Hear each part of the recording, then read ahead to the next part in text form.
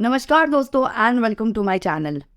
आज हम बात करेंगे on science of being wealthy. ऐसा कौन सा थॉट प्रोसेस है, ऐसे कौन से साइंस और सिग्नल्स है जो कि आप अगर परसीव करते हैं या आप में ऑलरेडी है, so then you are on the track of becoming a very very wealthy person. So दोस्तों, वेल्थ और बीइंग रिच में डिफरेंस है।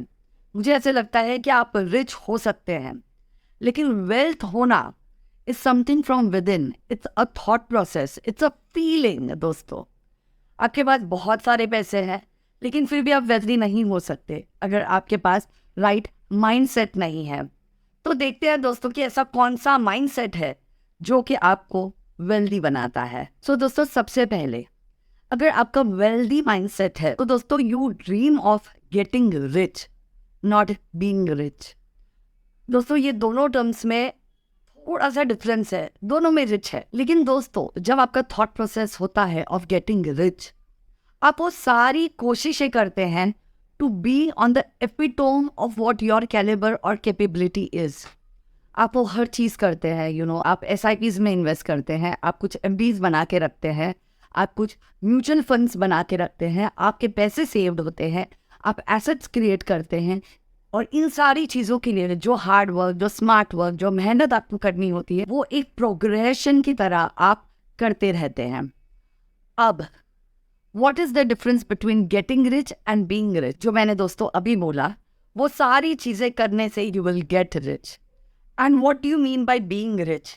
बीइंग रिच मतलब आप अपने दिमाग में ये फितूर डाल लेते हैं कि यू आर ऑलरेडी रिच। दोस्तों, आप उसके हिसाब से पैसे उड़ाते हैं, आपके ज़ीरो सेविंग्स होते हैं, आपको लगता है कि आप बहुत रिच है और इसकी वजह से आप अपने वांट और नीड के बीच में डिफ्रेंशिएट नहीं कर पाते।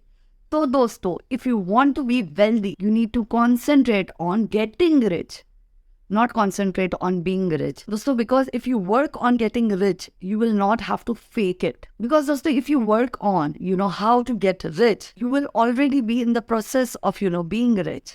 So you need not think that way. You need to believe and you need to focus on getting rich. दोस्तों, next sign of being wealthy is you always have the urge to learn something new.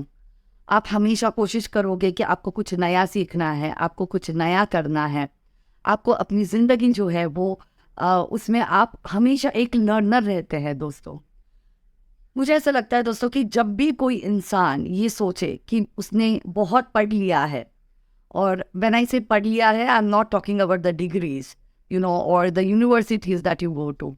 आप हर रोज जिंदगी में कुछ ना कुछ सीखते हैं। सो दोस्तों, जब आप ये सोचते हैं कि मुझे तो सब आता है, मैंने तो सब सीख लिया है, दोस्तों, that is the time that you start falling, you start failing. So दोस्तों, it is very very very important to keep on learning new things, to keep up that spirit, to keep up that, feeling that you are a learner, and yet there is a lot that you haven't explored and you need to explore, and all of that. So you need to be a good learner. Next दोस्तों, if you want to be wealthy, you work for yourself. You do not work for anybody else. You work because what you are doing that gives you immense pleasure. आप जो चीज़ कर रहे हैं वो करना आपको अच्छा लगता है, वो करना आपको बहुत अच्छा लगता है. You are passionate about what you want to do in your life. So दोस्तों, you need to understand that if you want to be wealthy, it is very important that you are passionate about whatever you are doing. You need to eat, sleep, breathe, and do all of that with the thing that you're working on. So you need to have that, that level of commitment towards whatever you're doing in life. Next, dosto, you need to have a concrete plan. If you fail to plan, you're planning to fail, दोस्तों. ये सिर्फ एक saying he नहीं है, मुझे ऐसे लगता है कि मैं इस चीज़ में बहुत ही ज़्यादा फर्मली बिलीव करती हूँ. सो दोस्तों, if you do not plan your things well, if you do not plan your money management well, if you do not plan your life well, if you do not plan your work life well, so it is not worth it, because you're just going with the flow and you're not going to end up anywhere. So दोस्तों, मुझे ऐसे लगता है कि you need to plan well in advance if you wish to be successful. सो दोस्तों, planning जो होती है ना, वो 2 प्रकार की होती है। एक होती है मैक्रो प्लानिंग और दूसरी होती है माइक्रो प्लानिंग।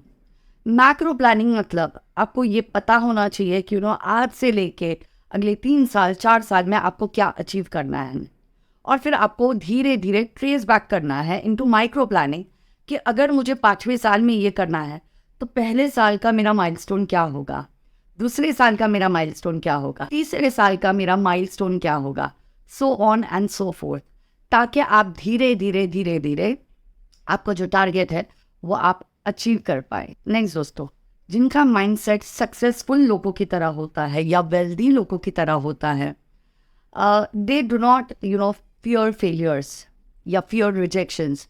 उनको ऐसे लगता है कि रिजेक्शन या acceptance is all part of life. आपको अपना कर्म करना है और करते रहना है to the best of your ability, और अगर आप अच्छे हैं तो लोग आपको एक्सेप्ट करेंगे, और अगर आप बुरे कर रहे हैं या फेल हो रहे हैं तो भी do not take your failures as failures. If you win, it's very well. But if you lose, you don't lose. You learn something new. You learn a way to not fail the next time.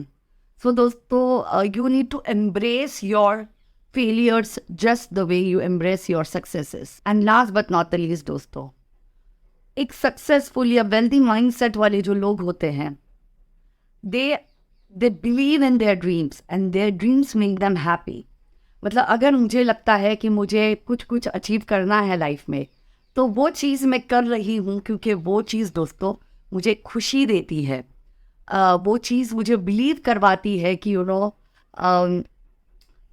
ये particular चीज़ जब मैं achieve कर लूँगी तो मेरी ज़िंदगी गुलजार बन जाएगी। I will be very happy about it. तो दोस्तों, आज हमने उन साइंस के बारे में बात की, उन क्वालिटीज़ के बारे में बात की जो कि अगर आप में है तो आप एक सक्सेसफुल व्यक्ति बन सकते हैं।